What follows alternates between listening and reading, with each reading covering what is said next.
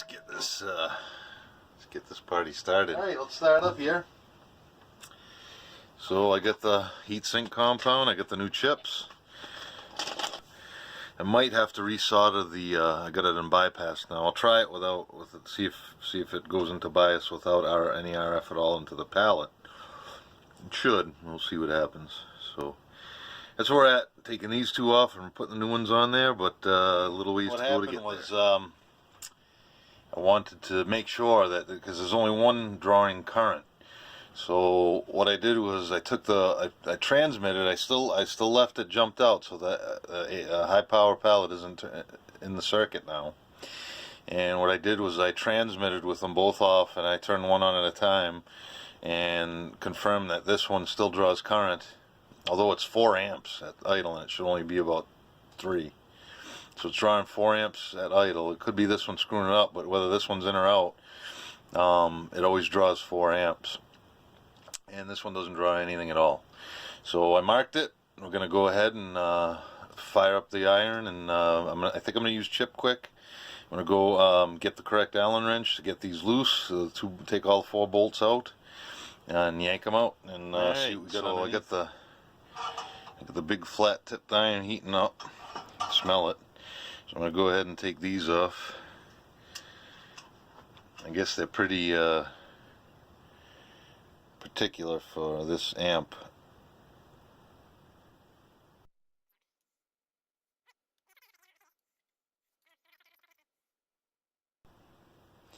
So before using Chip Quick, I'm just going to try heating them up, see if I can lift one side at a time.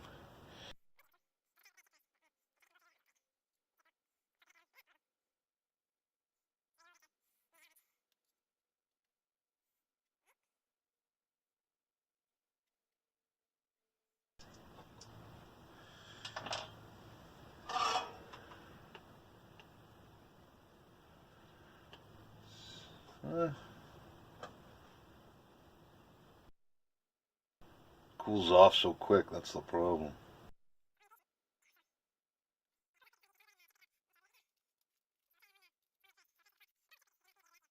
So I'm just going to squirt a little flux on each of these. Just do one chip at a time. But as soon as you heat it up, as soon as you pull that iron away, it's hardening up. So Chip Quick. So then I'll take a little piece of the Chip Quick solder. And the benefit of the Chip Quick is that it has a lower melting point.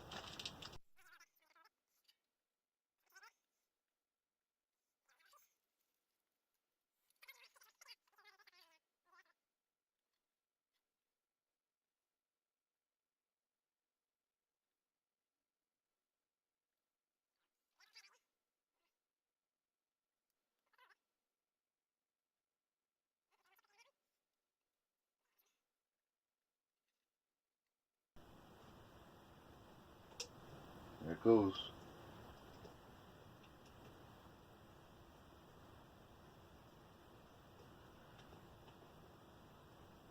One side up. Come on, baby.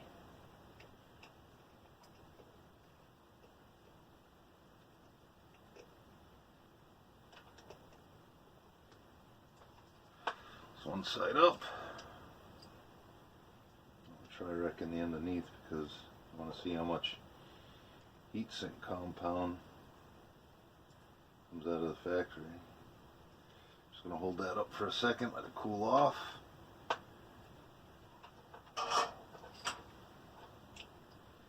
It is very little bit. I mean very little bit. So that's that. So I'll get in there, maybe a little alcohol. Really scrub up whatever's left, but geez, I mean that's a small amount. That's a very, very small amount. Alright, let's do the other one. So I'm going to do it one shot now. It should work pretty quick. Dab of the flux on each. There pictures the orientation. That's that. So we have the Chip Quick flux on there now. I just got to put a little dab of the Chip Quick solution itself, just put that there because that's one the output's just one continuous pad, and then I'll make two little ones. These. And I'll clean this one. I'll clean up, of course, because it's still drawing current, which suggests that it's good, but I'm gonna replace them anyway, of course. So same way, I'm just gonna mix the chip quick solution in. Mix this chip quick solution in on both sides.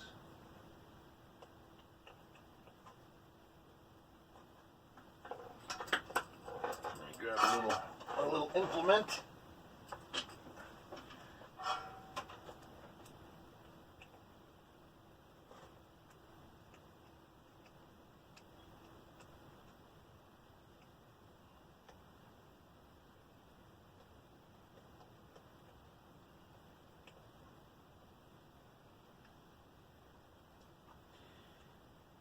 Seems a lot.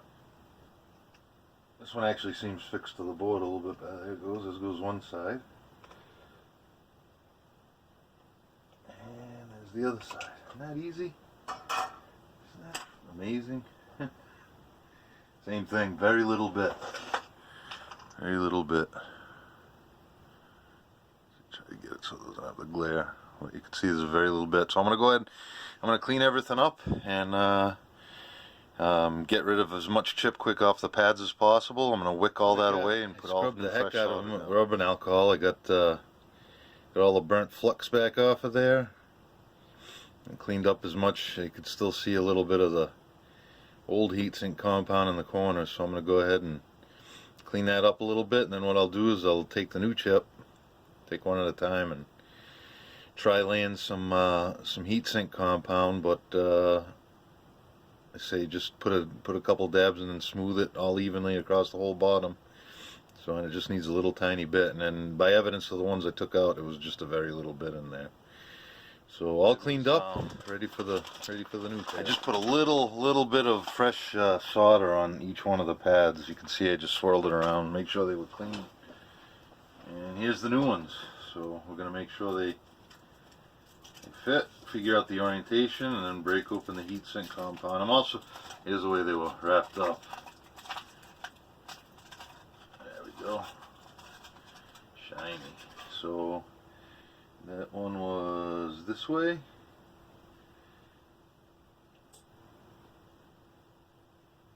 And this one is the other one. This one was the other way.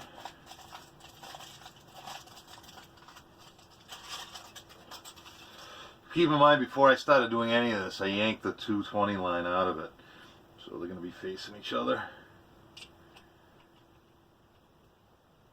So common sense would suggest doing this one first, but I'm going to do this one just because, just because. So it looks like that. It looks like I'll be able to wiggle around a little bit, work the heatsink compound in there. And then we'll force these down onto the pad, and then dab them with solder. So you can see they're pretty clean right now. Let's see. So what I want to do is, first thing I want to do is grab, just wipe them off with a piece of alcohol. Alcohol wipe. Just because I'll feel better about it.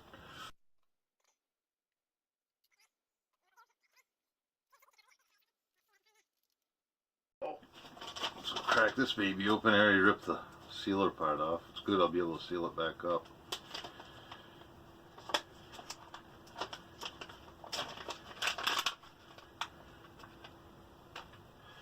Easy peasy. See, I'm going to squirt a little bit on the old chip. See the way it comes out. Alright, oh, we don't have to do that. Let's do this way.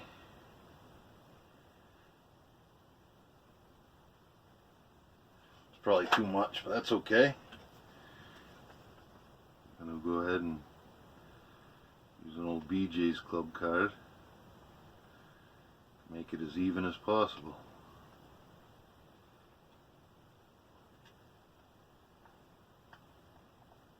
Easy peasy.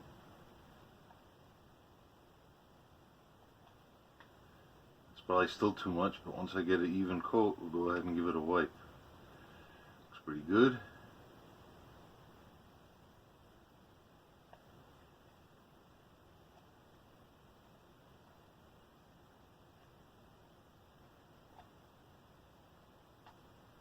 What do you think? What do you think? Asking the cat. Go ahead and squish it in there and see what happens. So this one goes this way. I'm going to verify it before I solder it. So I'm squishing it down and working it in a little bit. Make sure that it's separate right here at the soldering points. Make sure that it looks about even.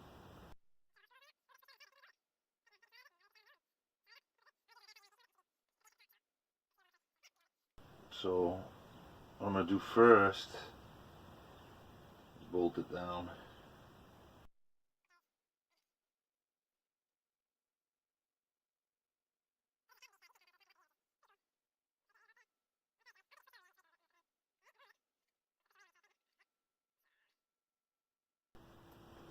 So what I'm going to do is push real hard on the center and then tighten it up.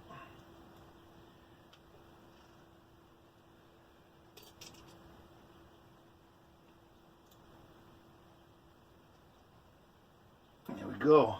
So that bucket, that thing's in there. Alright, let's solder it. And we'll move on to number 2.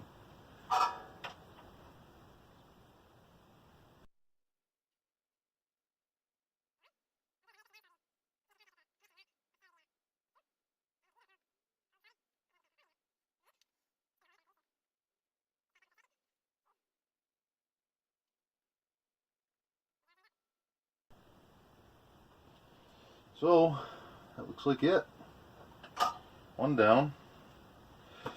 So now this other one, I don't have any compound on it yet, but we'll do the same thing. Grab a little paper towel. A little rubbing alcohol first.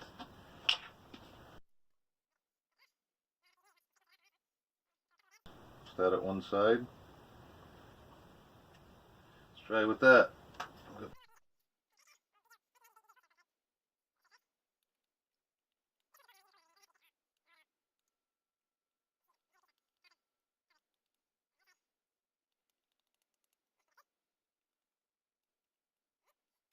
We'll go with that.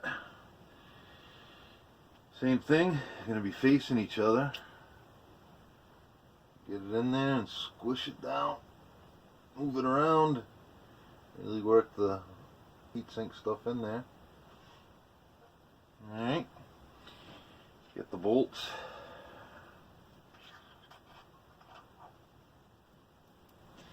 I'm going to go ahead and adjust the current.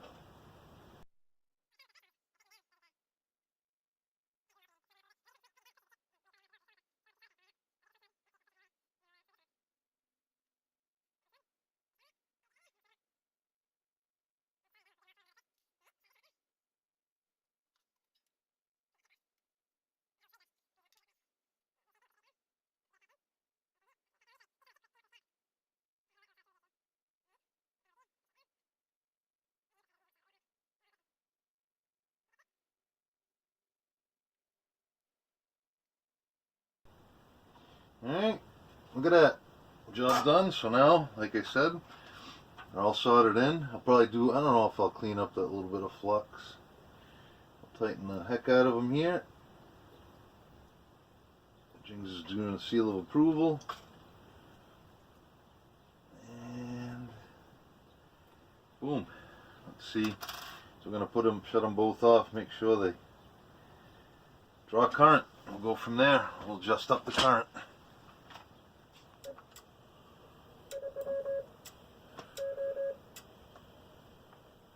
So this thing's ready to rock. New chips are in.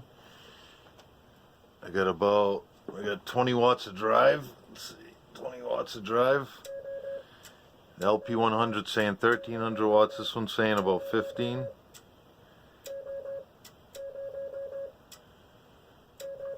There it goes though. Seems good. So that's about 15 20 watts of drive on band am I on? 160 meters. And overdrive protection's working. We can demonstrate that. Bang. So there you go. We have it back in action. So I'm going to go ahead and button things up and throw it in line, see what we got. But we are back in action. They are the new chips. So working like a champ, I adjusted the current on it, so it's flickering between 2.9 and 3 amps on both of them. I did it before I had the whole circuit hooked up, meaning the input and the output. I just did regular amp meter here. It's upside down. Maybe I'll cut it and flip it over for you. I'll send some dits. It goes up to 41 amps or so. And finally, is the LP100 buried up there, but send some dits here. So about 1400. Well, isn't that a dream setup right here? Pair of K3s, LP100A, dual screens, 2 keyboards, awesome. And kicker of it all is a pair of the RF kit amplifiers. So, of course, half of this wouldn't be possible without N1WK.